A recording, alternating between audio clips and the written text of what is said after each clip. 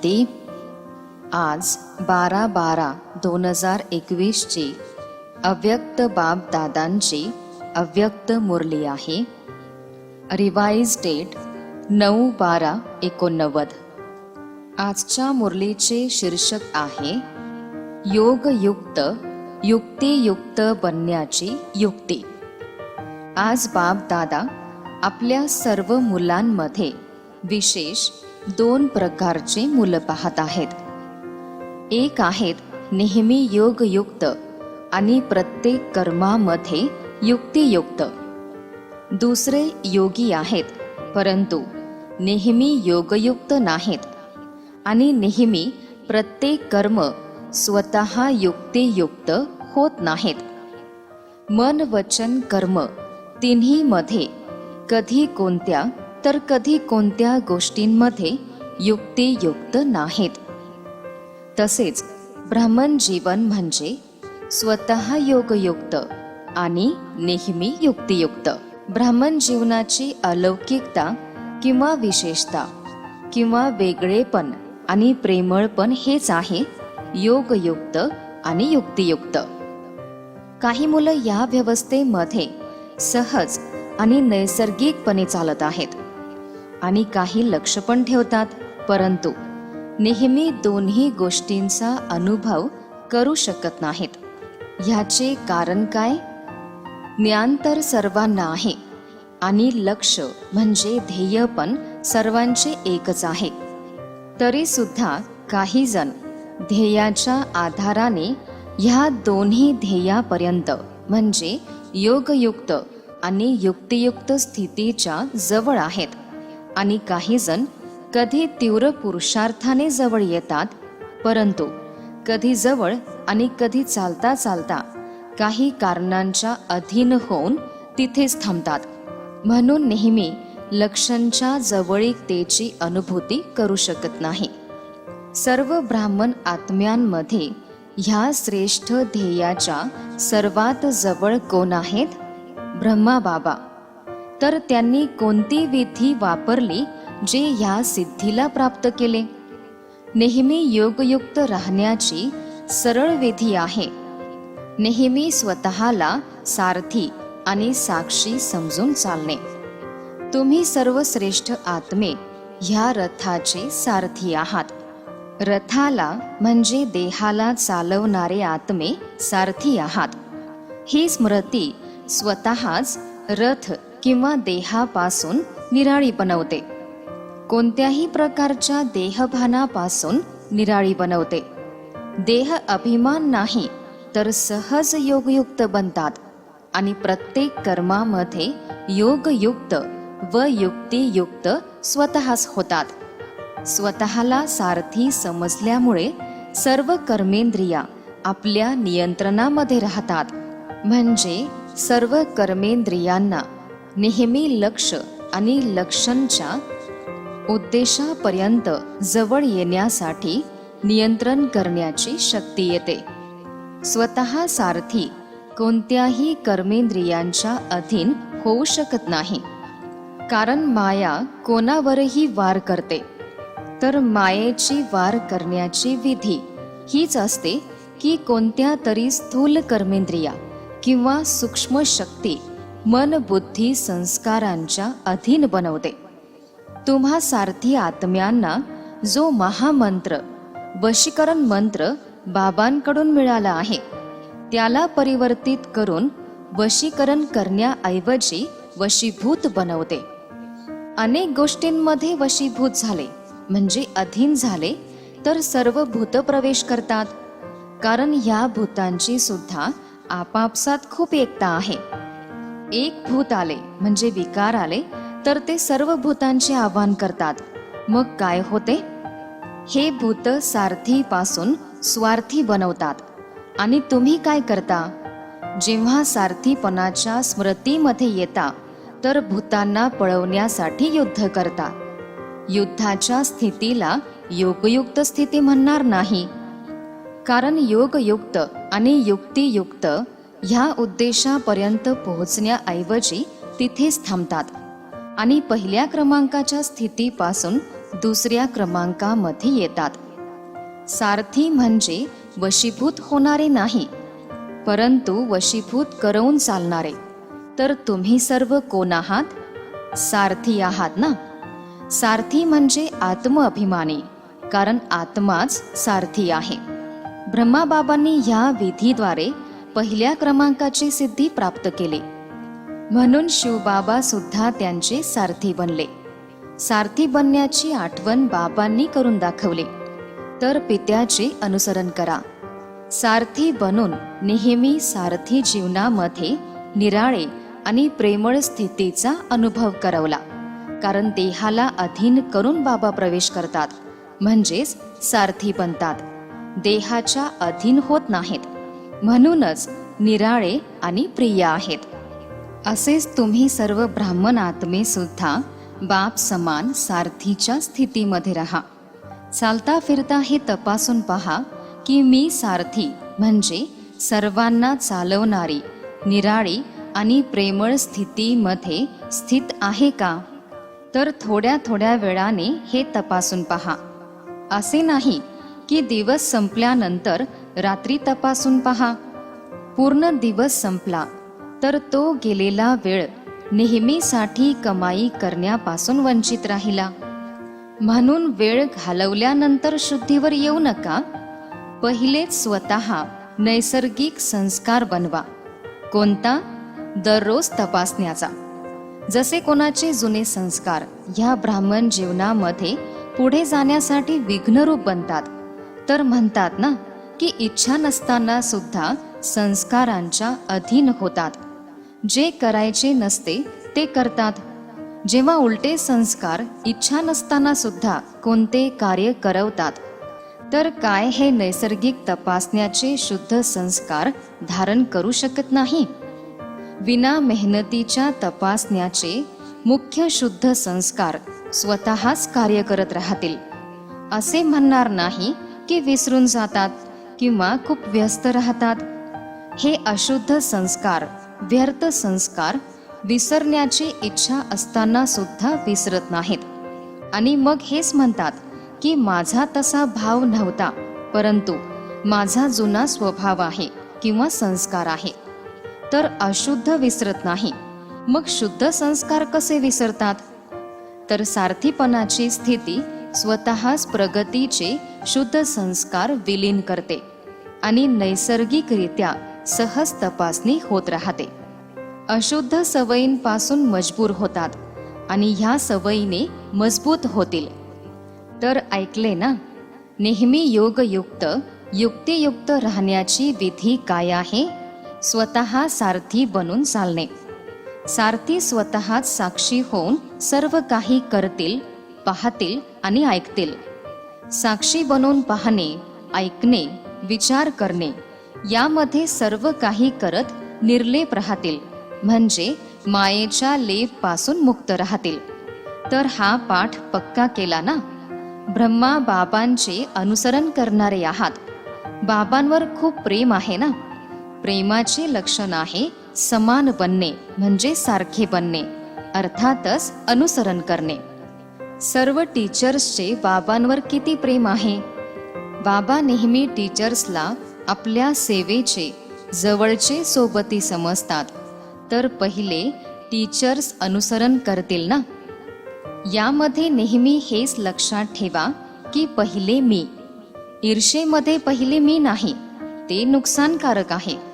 शब्द तेच आहेत, पहिले मी, परंतु एक आहे ईर्षेच्या अधीन होऊन पहिले मी असे म्हणणे. तर ह्यामुळे प्रथम येण्याऐवजी शेवटी पोहोचतात, प्रथमच्या ऐवजी शेवटी येतात. अनुसरण करण्यामध्ये पहिले मी असे म्हटले आणि केले तर प्रथम सोबतच तुम्ही सुद्धा प्रथम येणार. ब्रह्मा बाबा पहिल्या क्रमांकाचे आहेत. तर नेहमी हे लक्षात ठेवा की शिक्षिका म्हणजे अनुसरण करणारी आणि पहिल्या क्रमांकाचे अनुसरण करणारे. जसे ब्रह्मा बाबा पहिल्या क्रमांकाचे बनले, तर अनुसरण करण्यामध्ये पण पहिल्या क्रमांकाचे बना. टीचर सर्व असे पक्के आहेत ना? अनुसरण करण्याची हिम्मत आहे ना? कारण टीचर म्हणजे निमित्त बनणारे आणि अनेक आत्म्यांसाठी निमित्त आहात. तर निमित्त बनणाऱ्यांवर खूप जबाबदारी आहे. जसे ब्रह्मा बाबा निमित्त बनले, तर ब्रह्मा बाबांना पाहून अनेक ब्राह्मण तयार झाले. असेच टीचर्स कोणते कार्य करत असतील, मग ते जेवण बनवत असतील किंवा सफाई करत असतील, परंतु प्रत्येक कार्य करताना सुद्धा हीच स्मृती असावी की मी अनेक आत्म्यांसाठी निमित्त आहे. जे आणि जसे कर्म मी करेल तसेच मज निमित्त आत्म्याला पाहून दुसरे पण करतील. म्हणून बाप दादा नेहमी म्हणतात, एकीकडे भाषण करणे आणि दुसरीकडे भांडे घासणे दोन्ही कार्यांमध्ये योगयुक्त आणि युक्तियुक्त असावे. काम कसे पण असेल, परंतु स्थिती नेहमी योगयुक्त आणि युक्तियुक्त असावी. असे नाही की भाषण करत आहात तेव्हा योगयुक्त राहणार आणि भांडे घासताना म्हणजे साधारण कर्म करत आहात तर स्थिती पण साधारण होईल, असे नाही. प्रत्येक वेळी बाबांचे अनुसरण करा. तर ऐकले ना, टीचर्स नेहमी पुढे बसतात, तर पुढे बसणे किती चांगले वाटते आणि नेहमी पुढे राहिले तर किती चांगले वाटेल. जेव्हा पण कोणता कठीण संस्कार पाठीमागे लागण्याचा प्रयत्न करेल तर नेहमी हे दृश्य आठवणीत ठेवा. जेव्हा पुढे बसणे चांगले वाटते तर पुढे जाण्यामध्ये पाठीमागे का राहायचे. जेव्हा कोणती परिस्थिती येईल तर मधुबनमध्ये येऊन पोहोचा आणि स्वतःला हिम्मत, उमंग, उत्साहामध्ये घेऊन या. कारण पाठीमागे राहणारे तर खूप येतील, परंतु तुम्ही लोक पाठीमागे राहिले तर पाठीमागे येणाऱ्यांना पुढे करावे लागेल. म्हणून नेहमी स्मृतीमध्ये ठेवा की आपण पुढे राहणारे आहोत. मागे राहणे म्हणजे प्रजा बनणे. प्रजा तर बनायचे नाही ना, प्रजा योगी तर नाही ना, राजयोगी आहात तर पित्याचे अनुसरण करा. विदेशी काय करतील? बाबांचे अनुसरण करतील ना. कुठपर्यंत पोहोचले आहात? सर्वप्रथम क्रमांकामध्ये येतील ना. तर आता जे पण आले आहेत त्यांनी बाबांचे अनुसरण करून तीव्र आणि प्रथम यायचे आहे. हा विचार करू नका की पहिल्या क्रमांकात तर एकच येतील, परंतु पहिल्या वर्गाचे तर बरेच बनतील ना. पहिल्या क्रमांकाचे तर ब्रह्मा बनतील, परंतु पहिल्या वर्गामध्ये तर सोबत राहायचे आहे, म्हणून पहिल्या क्रमांकात यायचे आहे. एक पहिला क्रमांक नसणार, पहिल्या वर्गाचे तर बरेच असतील. म्हणून असा विचार करू नका की पहिला क्रमांक तर निश्चित झाला म्हणून दुसरे येणार, परंतु दुसऱ्या वर्गाचे बनू नका. जे करतील ते अर्जुन बनतील. पहिला क्रमांक म्हणजेच अर्जुन. सर्वांना प्रथम येण्याची संधी आहे, तर सर्वजण येऊ शकतात. प्रथम वर्ग बेहदचा आहे, कमी नाही, तर सर्व प्रथम वर्गात येतील ना. हे पक्के आहे ना. अच्छा, नेहमी ब्रह्मा बाबांचे अनुसरण करणाऱ्या, नेहमी स्वतःच योगयुक्त युक्तियुक्त राहणाऱ्या, नेहमी सारथी बनून कर्मेंद्रियांना श्रेष्ठ मार्गावर चालवणाऱ्या, नेहमी उद्देशाच्या जवळ राहणाऱ्या अशा सर्व श्रेष्ठ आत्म्यांना बाप दादांची प्रेमपूर्ण आठवण आणि नमस्ते. आम्हा मुलांची सुद्धा बाप दादांना प्रेमपूर्ण आठवण आणि नमस्ते. ह्यानंतर अव्यक्त बाप दादांचे विभागाप्रमाणे म्हणजे झोनप्रमाणे उच्चारलेले मधुर महावाक्य. इंदोर झोन. बापदादांच्या श्रेष्ठ मताने श्रेष्ठ गतीला प्राप्त केले असा अनुभव केला ना. जसे मत तशी गती होते, तर बाबांचे श्रेष्ठ मत आहे, मग गती सुद्धा श्रेष्ठ होईल. असे म्हणतात, अंतमती सो गती, म्हणजे जशी मत असेल तशी गती होईल. असे गायन का केले आहे? कारण बाबा सृष्टीचक्राच्या शेवटी येऊन श्रेष्ठ मत देतात, तर शेवटी श्रेष्ठ मत घेता आणि अनेक जन्म सद्गतीला प्राप्त करता. यावेळी बेहदची अंतमती सो गती श्रेष्ठ होते. तर ह्या वेळेतील आठवण भक्तीमध्ये चालत येते. एका जन्माच्या श्रेष्ठ मताद्वारे अनेक जन्मांपर्यंत श्रेष्ठ गती प्राप्त करू शकता. सर्व आठवणी म्हणजे स्मृती ह्या संगमयुगातीलच आहेत. हे स्मृतीस्थळ का बनले आहे? कारण ह्यावेळी आठवणीमध्ये राहून कर्म केले आहेत. प्रत्येक कर्माचे स्मृतीस्थळ बनले आहे. तुम्ही अमृत वेलेला विधीपूर्वक उठता तर पहा, तुमच्या स्मृतीस्थळाच्या चित्रांमध्ये पण विधीपूर्वक उठवतात. किती प्रेमाने उठवतात. ते जड चित्र आहेत, परंतु खूप मनातून स्नेहाने उठवतात आणि लगेच खाऊ घालतात, झोपवतात सुद्धा. कारण तुम्ही ह्यावेळी सर्व काही विधीपूर्वक करता. भोजन सुद्धा विधीपूर्वक खातात. भोग लावून खाता ना, का जसे आहे तसेच खाता? असे तर नाही की कोणाला भोजन लवकर द्यायचे आहे म्हणून भोग लावला नाही. जर कोणाला द्यायचे आहे, काही मजबुरी आहे, तर पहिले वेगळा हिस्सा जरूर काढा. असे नाही की कोणाला खाऊ घालून मग भोग लावा. विधीपूर्वक खाल्ल्याने सिद्धी प्राप्त होते, खुशी होते, सतत आठवण सहज राहते. तर अमृतवेलेपासून रात्रीपर्यंत जे पण कर्म करतात ते आठवणीद्वारे विधीपूर्वक करा. त्यामुळे प्रत्येक कर्माची सिद्धी प्राप्त होईल. सिद्धी म्हणजे प्रत्यक्ष फळाची प्राप्ती होत राहते. सर्वात मोठ्यात मोठी सिद्धी आहे प्रत्यक्ष फळाच्या रूपात अतींद्रिय सुखाची अनुभूती करणे. नेहमी सुखाच्या लाटेमध्ये, खुशीच्या लाटेमध्ये राहणे. प्रत्यक्ष फळ मिळते, मग भविष्य फळ सुद्धा प्राप्त होते. ह्या वेळेतील प्रत्यक्ष फळ अनेक भविष्य जन्माच्या फळांपेक्षा श्रेष्ठ आहे. जर आता प्रत्यक्ष फळ खाल्ले नाही तर संपूर्ण कल्पामध्ये कधीच प्रत्यक्ष फळ मिळणार नाही. आता केले आणि लगेच मिळाले, ह्याला म्हणतात प्रत्यक्ष फळ. सतयुगामध्ये जे पण फळ मिळेल ते सुद्धा ह्या जन्माचेच मिळणार, दुसऱ्या जन्मामध्ये नाही. परंतु इथे जे प्राप्त होते ते प्रत्यक्ष फळ म्हणजेच आत्ताच्या आत्ताच फळ आहे. तर प्रत्यक्ष फळापासून वंचित राहू नका. नेहमी फळ खात राहा. अशा भाग्याचा कधी विचार केला होता का की भगवंताद्वारे फळ मिळेल? हे तर स्वप्नामध्ये पण नव्हते ना. तर ज्या गोष्टी विचारांमध्ये पण नव्हत्या त्या झाल्या तर किती खुशी होते. आजकाल तर अल्पकाळाची लॉटरी मिळते तर मनुष्य किती खुश होतात. आणि हे तर प्रत्यक्ष फळ आहे, ते सुद्धा भविष्य फळ प्राप्त होते. तर नशा राहतो ना, का कधी कमी कधी जास्त नशा राहतो असे तर नाही ना. तर नेहमी एकरस स्थितीमध्ये उडत राहा.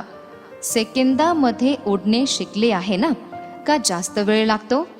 संकल्प केला आणि लगेच पोहोचले, एवढी तीव्र गती आहे ना. इंदोर विभागाचे सर्व संतुष्ट आहेत ना. माता नेहमी संतुष्ट आहेत. कधी परिवारामध्ये लौकिकद्वारे असंतुष्ट तर होत नाही, कधी परेशान तर होत नाही, कधी चंचल मुलाकडून परेशान तर होत नाही ना. कधीच परेशान व्हायचे नाही. जेवढे तुम्ही परेशान होणार तेवढेच ते जास्त त्रास देणार. म्हणून विश्वस्त म्हणजे ट्रस्टी बनून, सेवाधारी बनून सेवा करत राहा. जिथे माझेपणा येतो तिथे परेशान होता. माझा मुलगा असा करतो तर तिथे माझेपण असते तेव्हाच परेशान होता. तुझे तुझे केले तर खुश राहू शकता, तर खुश राहणारे आहात ना. नेहमी तुझे म्हणणे म्हणजे स्वमानात राहणे, माझे माझे म्हणणे म्हणजे अभिमानात येणे. तुझे म्हणजे स्वमानात राहणे, तर नेहमी स्वमानात राहणारे म्हणजेच तुझे म्हणणारे. हेच आठवणी ठेवा. डबल विदेशी सुद्धा लाडके आहेत, थोडेच आहेत.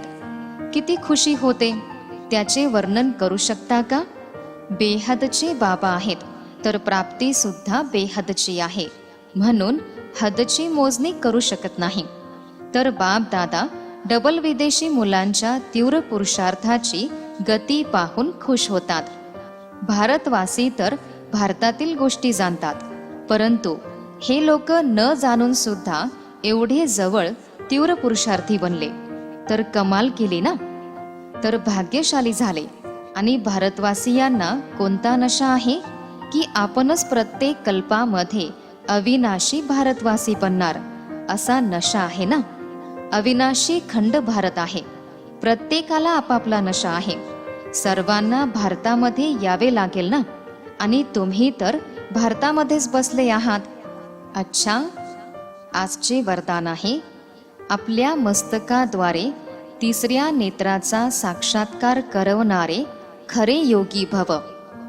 विस्तार आहे, स्मृतिस्थळामध्ये योगीच्या मस्तकावर तिसरा नेत्र दाखवतात. तुम्ही खरे योगी मुलं सुद्धा आपल्या मस्तकाद्वारे तिसऱ्या नेत्राचा साक्षात्कार करवण्यासाठी नेहमी बुद्धीद्वारे एक बाबांच्या संगतीमध्ये राहा. एक बाबा, दुसरे तिसरे कोणी नाही. जेव्हा अशी स्थिती राहील तेव्हा तिसऱ्या नेत्राचा साक्षात्कार होईल. जर बुद्धीमध्ये कोणी दुसरे किंवा तिसरे आले तर तिसरा नेत्र बंद होईल. म्हणून नेहमी तिसरा नेत्र उघडा ठेवा. त्यासाठी लक्षात ठेवा की तिसरे कोणीही नाही. आजचे बोधवाक्य आहे, प्रश्नचित्त बनणे म्हणजे परेशान होणे आणि परेशान करणे. ओम शांती.